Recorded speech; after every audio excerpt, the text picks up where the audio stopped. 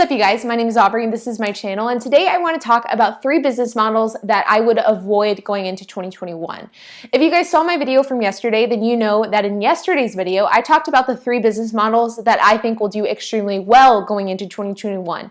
And today I want to talk about the ones that I do not think will do well. So with that, let's get started. So if you saw yesterday's video, then you may have a decent idea as to where I am heading with this video, because in yesterday's video, I talked about how socially distant and online business platforms would do extremely well going forward. And with today's video, it's almost the exact opposite of what I think will not do well going forward. Now with that, I would like to talk about the first business model that I think you should avoid at all costs in 2021, and that is investing in commercial real estate, but more specifically office spaces. Now there is a lot of different types of commercial real estate out there, and I would say that right now there's a lot of really good opportunities. But the one that I'm specifically talking about is people or investments of office spaces where you own an office building or you own an office and then you lease that out to companies that then use that for their workers to work in. The fact is that COVID-19 has changed a whole lot about our day-to-day life, but I would say that the thing that it's changed the most is the way that we work. And a lot of companies, big and small, are transitioning from an office space where they have their workers go there from 9 to 5, and instead they are having their workers work from home remotely. This is something that has been more and more adopted as time goes on. In fact, my parents worked remote throughout my entire childhood. I've worked remote my entire career. I know a lot of people who have done the same.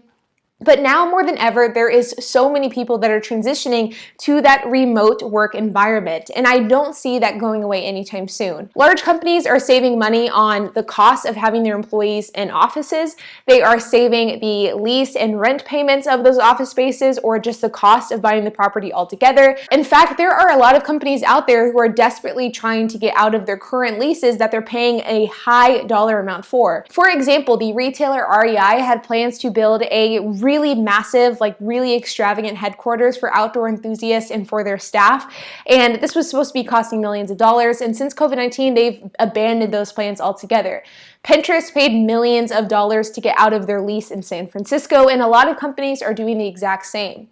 Companies, in fact, are starting to pay bonuses to employees that are choosing to work remote rather than work in high-ticket cities like New York or Los Angeles. I think that more than any other thing that has changed from COVID-19, the way that we work and transitioning from an office space to working from home is the biggest change. And I also think that it's going to be the change that sticks around the longest. I don't see this going away anytime soon, and because of that, I would not want to be somebody that owns a lot of office spaces, nor would I ever look at investing in office spaces anytime soon. The next one that I want to talk about is casual restaurants. Now, in my last video, I talked about how I felt like fast casual restaurants were going to be kind of the way to go moving forward, and that I felt like there was a lot of opportunity for fast casual restaurants in business. And in the exact opposite way, I think that casual restaurants are kind of dying, and I would not want to invest or be a casual restaurant owner.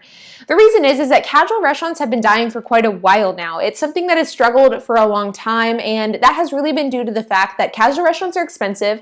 They are expensive to start up as an owner of a casual restaurant. They're expensive to upkeep, and they have a lot of overhead costs. There's a lot of staff involved with a casual restaurant. The menu items and the food costs are expensive for a casual restaurant. I mean, the list goes on and on. There are just a slew of different reasons as to why casual restaurants are really hard to own, run, and make a profit off of. Because of that, fast casual restaurants have come in and kind of swooped the business out of the casual restaurant diners' hands. And because of that, and because of COVID-19, I think that casual restaurants is a business model that I would not pursue going forward. I think more and more with COVID-19, with social distancing, and with people just falling out of their regular habits, I think that casual restaurants will continue to shrink.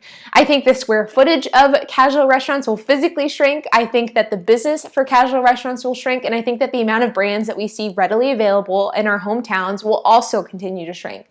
I think that we will see a real pivot in casual restaurants over the next 5 to 10 years. And I think that in 10 years, casual restaurants could look totally different than what they look like today. Certainly significantly different than they looked 10 or 20 years ago. Because of that, I believe that casual restaurants is not a business model that should be pursued in 2021.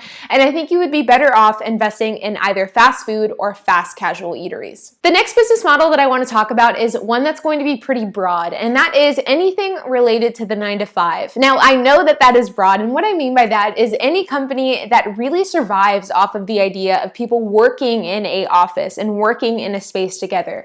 And this could include a variety of different types of companies, from janitorial services that service those office buildings, to companies that make conference room desks and phone lines and cubicles for offices, to like services that cater to these offices, as well as the co-working business model that was so popular last year, like WeWork, for example. I think that all of these types of business models aren't going to disappear. I think that there's still a need for it, but I think that the need has drastically decreased, that there isn't a whole lot of room for new players in this industry. Unless you figure out a way to really drastically improve the business model altogether, I just think that there is far too many businesses that offer these types of services, and now with people working from home, there simply isn't enough customers. There is so much opportunity going into 2021, and like I've said so many times in my videos, I've said it in this video, I said it in yesterday's video, and I will continue to say it again.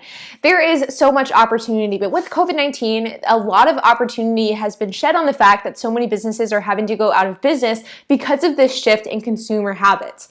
Now, the shift in consumer habits in a lot of ways can be a bad thing because it means that businesses have to go out of business, and it's sad, and it's never a good thing whenever a company goes under. But just because there are definitely negatives that come from businesses going out of business doesn't mean that there isn't positives that come from it as well. And like they say, whenever one door shuts, another one opens. And I think that one thing we definitely see with COVID-19 and as the world and the economy shifts is that there are so many opportunities and so many different doors that have opened.